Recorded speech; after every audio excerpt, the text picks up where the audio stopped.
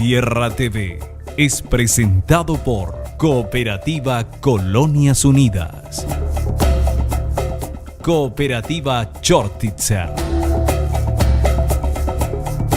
Cooperativa Multiactiva Neuland, Cooperativa Ferheim, Cooperativas asociadas a FECOPROD.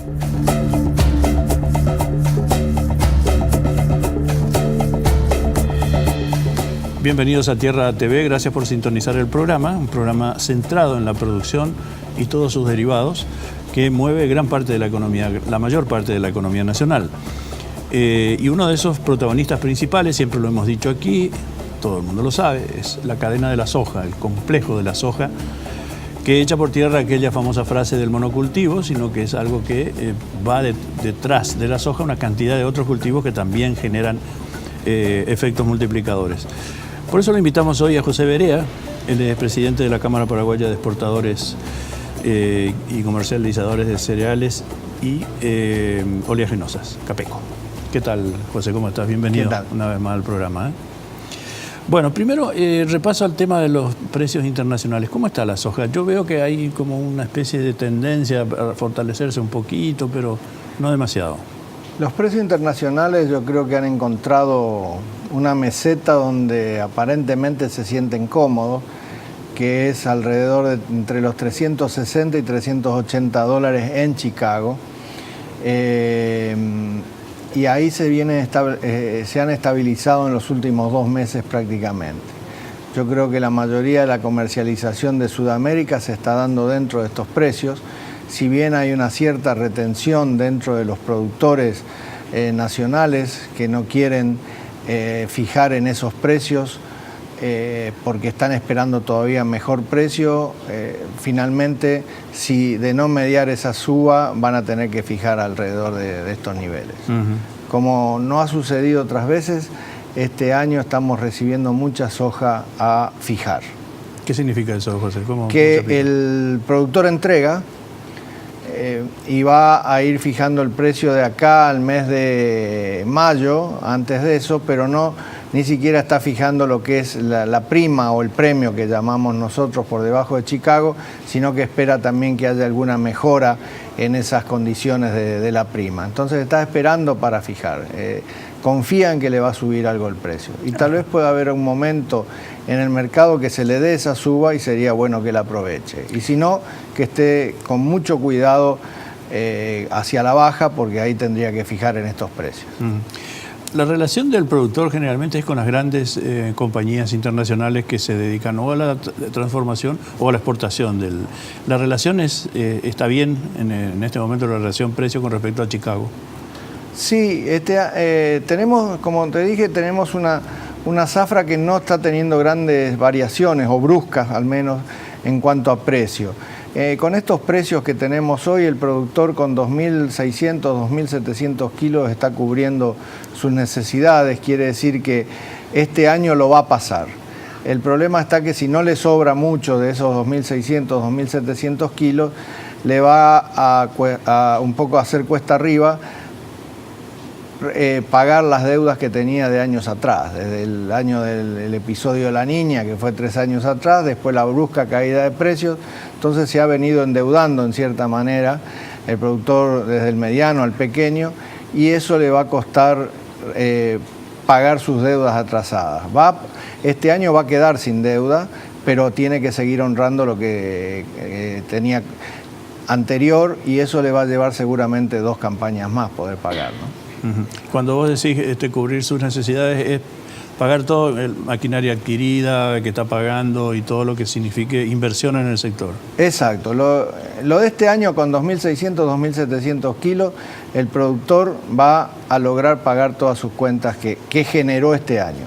Lo que le va a costar todavía es pagar las deudas viejas. Por eso los mecanismos de las resoluciones 1 y 2 que conseguimos junto con el Banco Central en el mes de diciembre, que le permite no caer en la categoría, y también a los jugadores intermedios, las comercializadoras que están en el medio de la cadena, que son los comúnmente llamados acopiadores, van a poder establecer el mismo mecanismo con sus productores refinanciándolos y tampoco cayendo de categoría como podría suceder en otro momento.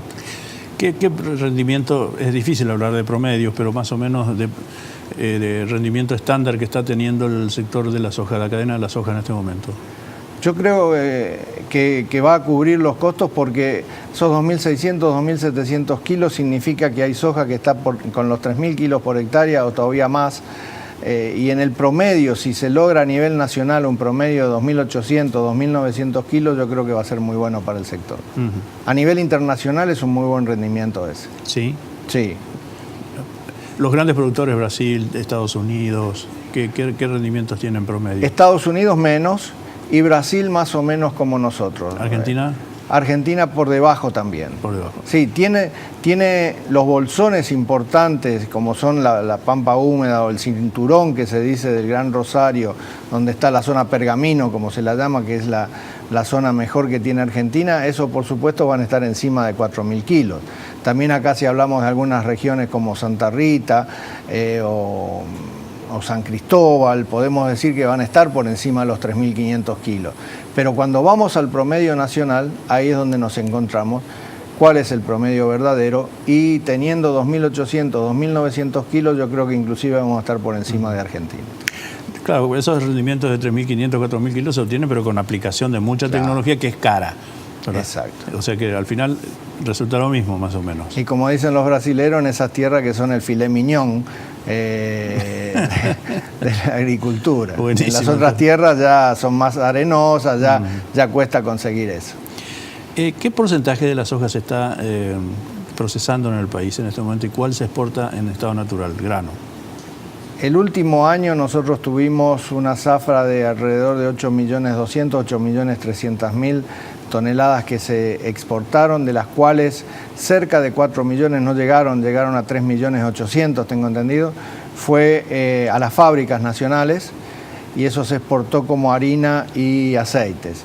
Y el resto, 4.300.000 aproximadamente, 4.400.000 se exportó soja en grano. Y creemos que se va a mantener este año esa ecuación.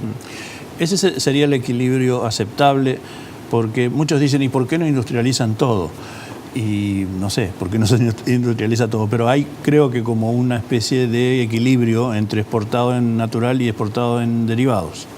Yo creo que las fábricas que se instalaron, bienvenidas, se instalaron realmente apostando acá al país y haciendo sus números, y los números le han cerrado bien. Estos años las fábricas realmente los números, yo creo que le ha cerrado bien su ecuación de transformar la soja y han procesado esa cantidad de soja. Hay una disponibilidad todavía con estas fábricas instaladas de procesar tal vez unas 400, 500.000 toneladas más, que el mercado irá diciendo si conviene hacerlo así o si conviene hacerlo en grano. Entonces el resto realmente tenemos una demanda muy fuerte a nivel internacional por nuestra soja en granos y eso es lo que hace que paguen a lo mejor en algún momento mejores precios de lo que puede pagar la industria acá, pero la industria está altamente competitiva y si hay otros jugadores que quieren venir a instalar sus fábricas acá, bienvenido también, pero nunca en detrimento del productor primario. Estamos con José Berea, presidente de Capeco. Volvemos enseguida abordando este tema de la cadena de la soja a todo lo que da lugar, tanto en producción sin tratar, enviada en grano, como la procesada. Volvemos con él enseguida, no se vayan.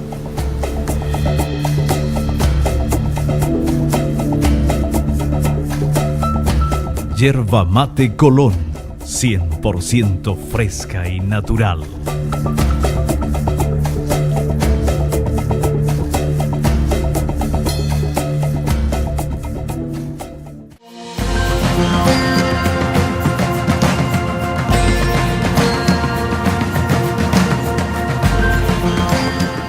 Volvemos en Tierra TV, gracias por continuar en la sintonía del programa, que hoy cuenta con la presencia de José Berea de Capeco, hablando del complejo de la soja. Pero antes de pasar a otros de sus componentes, me gustaría saber, esta campaña 2015-2016, ¿disminuyó la superficie sembrada o es la misma del año pasado, de la temporada anterior, perdón?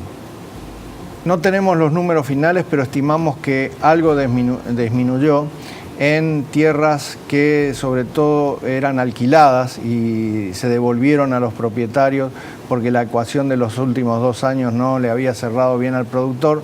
Entonces, de repente productores que aparte de tener su tierra propia querían alquilarla del vecino o de algún ganadero de la zona, prefirieron devolver las tierras este año y hacer menos soja en ese sentido. Igualmente, de los 3.100.000 hectáreas que nosotros calculamos que hay plantadas, tal vez se haya disminuido en un 5% esta parte, así que yo creo que estamos muy cerca de las 3 millones, entre 2.900.000, 2.950.000 hectáreas estoy seguro que fueron plantadas. El costo que significa alquilar una hectárea para una campaña es bastante saladito, ¿verdad? O se justifica con unos precios determinados para arriba, ¿no?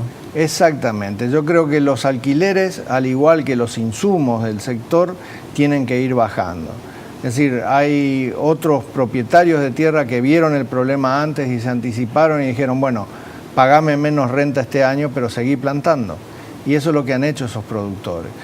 Seguir plantando con una menos renta que le cobraron. Entonces hay que ir buscando la ecuación, hay que ir acomodándose a esta nueva realidad que son los precios a la baja. Entonces no solamente hay que cortar los insumos o bajar de precio, apretar en las logísticas, sino en el caso de la gente que está alquilando tierras también necesita que se le bonifique algo y no cobrarle tan caro como se le venía cobrando. Argentina este año, este es un tema que lo venimos siguiendo desde el año pasado, creo, cuando ya era inminente la entrada de un nuevo gobierno. El gobierno actual de Argentina eliminó las retenciones impositivas a 2 de los rubros principales, que son el maíz y el trigo, y bajó del 35 al 30% el de la soja. Trigo y maíz, 2 cosas que nosotros también producimos. Y en enero solamente Argentina colocó maíz por más de 3.000 millones de dólares. Estaban desesperados por divisas. Entonces liquidaron esas existencias con algo así como 3.000 millones de dólares de rendimiento. ¿En qué nos afecta? ¿Somos competencia de Argentina o Argentina es competencia de nosotros en esos 2 rubros? Sin duda somos competencia. En lo que hace a trigo, los mercados son distintos a los que va a Paraguay y a los que va a Argentina. Aunque en el caso de Brasil, sí, ahí vamos a los mismos mercados, pero con diferentes calidades. La calidad del trigo hoy acá en Paraguay realmente está muy buena, la parte que es todo exportación, y podemos competirle al trigo argentino o al trigo de donde sea. Argentina va a tener seguramente una mayor cosecha de trigo y va a buscar mercado, su mercado tradicional siempre ha sido Brasil y ahí vamos a estar compitiendo. Y en los demás mercados nos estaremos viendo la cara también, pero hay que tenerle mucha confianza en la exportación paraguaya. Yo creo que ya hemos ganado un mercado importante, nos falta más volumen en lo que hace a trigo. Las expectativas son que posiblemente este año no se plante tanto porque el productor, por los bajos precios que ha tenido el trigo, está optando más por el maíz, que cree que va a tener una suba, al trigo, haciendo la rotación de la soja que va en primera. Alguien comentó, y yo se lo tomé siempre como, no sé si fue usted mismo que lo dijo, que el trigo prácticamente fue salvado por la cadena de la soja al entrar dentro de los planes de producción, ¿verdad? De lo contrario, es un cultivo que tal vez hubiera desaparecido. Posiblemente. En la Cámara tenemos un mérito realmente muy importante, el trabajo que se ha hecho en el trigo. Nosotros tenemos una persona muy dedicada y que está gerenciando todo nuestro esquema de trigo, que es el doctor Mojancoli. Sí. Y él realmente ha hecho un trabajo en las variedades resistentes a nuestro clima, que pasamos de ser un país importador a un país exportador. Ahora lo que tenemos que hacer es profundizar esa exportación y tener cada vez más trigo para ofrecer a los mercados internacionales. Si nosotros pudiéramos tener una zafra acá de alrededor de 2,5 millones de toneladas, de los cuales entre 600 y 700 quedarían para consumo interno, nosotros con cerca de 2 millones, 1,5 millones de toneladas que exportáramos, ya seríamos un jugador muy importante a nivel internacional. Y tendríamos que apuntar hacia eso. Lógico que los vaivenes de los mercados a veces hacen que el productor destine más sus tierras a otro tipo de cultivos, como en este año aparentemente lo va a hacer el maíz. Pero tenemos que esperar un par de meses a que se planten ambos productos para saber en qué área estamos hablando. Así es. Bueno, estamos con José Berea de Capeco. Vamos a una pequeña pausa y volvemos enseguida con este tema, la cadena de la soja y los distintos eslabones que la componen. Volvemos enseguida, no se vayan.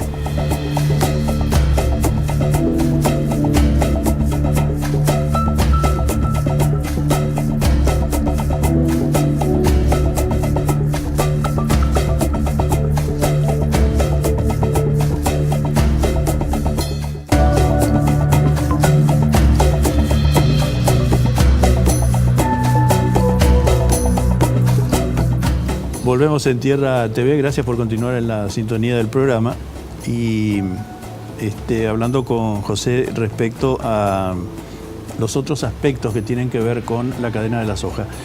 Por ejemplo, el trigo, que estabas diciendo que es un cultivo que podría tener mejores márgenes de utilidad, más cobertura y sobre todo más presencia en los mercados internacionales. En la industrialización nacional de trigo, es en la producción de harina, hay muchas empresas que se dedican a eso, ¿verdad? ¿Estamos autoabastecidos o todavía le estamos debiendo algo al mercado local?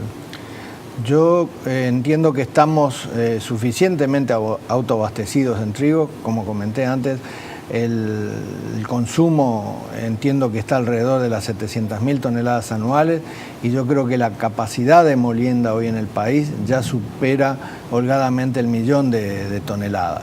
Quiere decir que hoy tenemos los molinos trabajando con capacidad ociosa inclusive por falta de consumo local.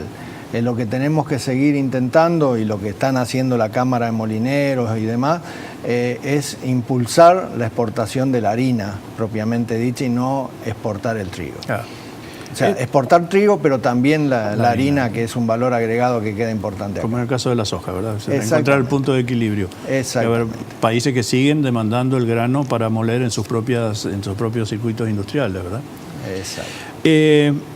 Cuando entra en funcionamiento la etapa de todo lo que va dentro y detrás de la cadena de la soja, ¿es un dinamizador de empleo todo el año o hay etapas en las que baja un poquito, otras veces sube? Acá se habla mucho de los servicios indirectos o los trabajos indirectos, se habla de los trabajos directos y los indirectos.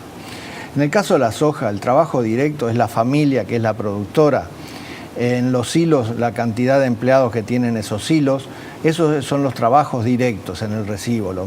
Ahora, los indirectos no los tenemos que solamente abarcar en lo que hace a soja, lo tenemos que poner en todo el complejo soja. El complejo soja es soja más maíz más trigo y es durante todo el año. Y ahí nosotros estamos moviendo, Paraguay está ya moviendo cerca de 15 millones de toneladas. Entonces ahí tendremos que aplicar todos los servicios de transporte, de camioneros, de las gomerías, todos esos bares, todos esos servicios de tributar impuestos, es todo para el complejo y no solamente para un producto soja. Por eso muchas veces cuando se habla la generación de empleo, sí, es muy grande y basta ver que no es solamente generación de empleo, sino generación de riqueza, por todo lo indirecto que trabaja sobre esa generación de riqueza. Yo siempre doy como ejemplo departamentos como el de Itapúa, ya que tiene más años en todo esto, las Colonias Unidas, o más al norte de Itapúa, María Auxiliadora o Naranjito. Son polos de desarrollo agrícola que evidentemente se han hecho al lado de este complejo. Más al norte, en Alto Paraná, ¿quién puede desconocer el crecimiento de una Santa Rita o de San Cristóbal?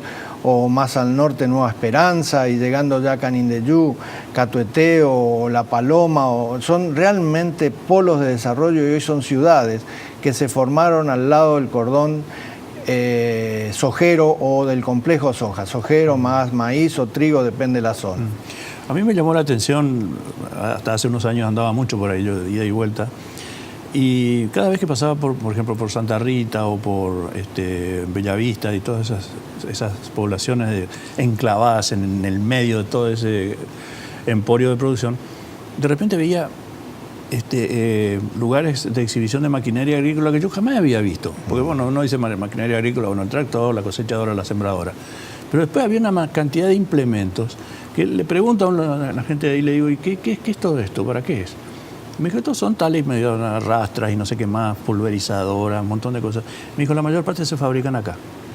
Sí. Y digo, ¿pero por qué es tecnología? Está bien que no es una tecnología satelital, pero es una tecnología específica que requiere personal preparado, planes de producción, todo eso da empleo.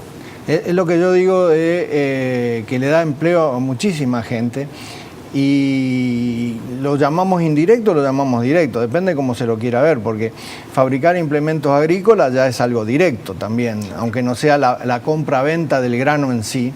Es un trabajo que forma parte de la cadena. Por eso digo que la generación de riqueza y de empleos que ha dado en todo el país este complejo es muy, muy importante. Y las divisas, lo hemos visto en el 2015, que entraron 1.100, 1.200 millones menos de dólares por ingreso de divisas debido a las bajas de las cotizaciones internacionales, y lo sintió el país. El efecto fue absolutamente El efecto en el percibible, dólar, sí. el efecto en las economías regionales, realmente se sintió en todos estos lugares. Entonces ahí se ve el potencial que realmente tiene el sector. Y que además no podría ser reemplazado por otro potencial equivalente. Es decir, yo muchas veces le pregunto a la gente de las organizaciones campesinas que están en contra del monocultivo de la soja, digo, bueno, está bien, pero la pequeña producción puede coexistir con la gran producción mecanizada. Me dice, no pueden. ¿Y qué van a hacer para reemplazar? Y no saben. No hay. Porque no hay, claro. No existe. Extensivo así y que traiga riqueza, porque muchas veces se habla de que la riqueza queda en los grandes productores o en las exportadoras, y no es así. Hay que caminar el país y darse cuenta dónde está la verdadera riqueza y dónde está quedando la verdadera riqueza. Y es en estas ciudades nuevas que se han desarrollado a los costados de las rutas, que por supuesto la ruta sexta, la supercarretera, son muy importantes que se hayan asfaltado y puesto al servicio de todo este crecimiento, pero después son los productores y toda la cadena que empieza a través de plantar ese grano lo que realmente ha traído la riqueza y permite generar cada día más empleos, porque tenemos que entender bien que un cultivo que deja renta trae riqueza y trae mayor cantidad de empleo. Sí, señor. José, muchísimas gracias nada más por estar en el programa. Por favor. Muy bien. José Berea, presidente de Capeco, con nosotros aquí en Tierra TV. Ponemos punto final al programa y nos volvemos a encontrar en la próxima edición de este programa, aquí mismo. Hasta entonces.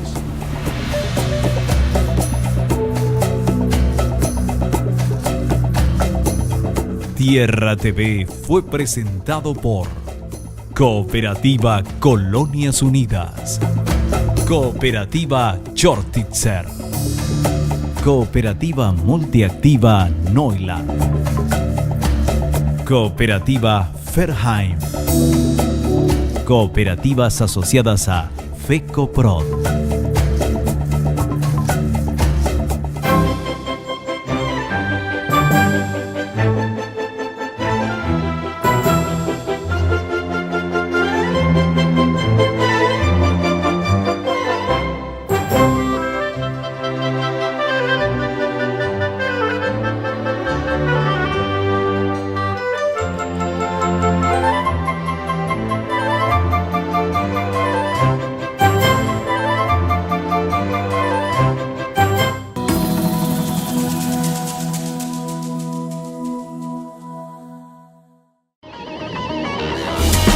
Fue una realización de Alicante.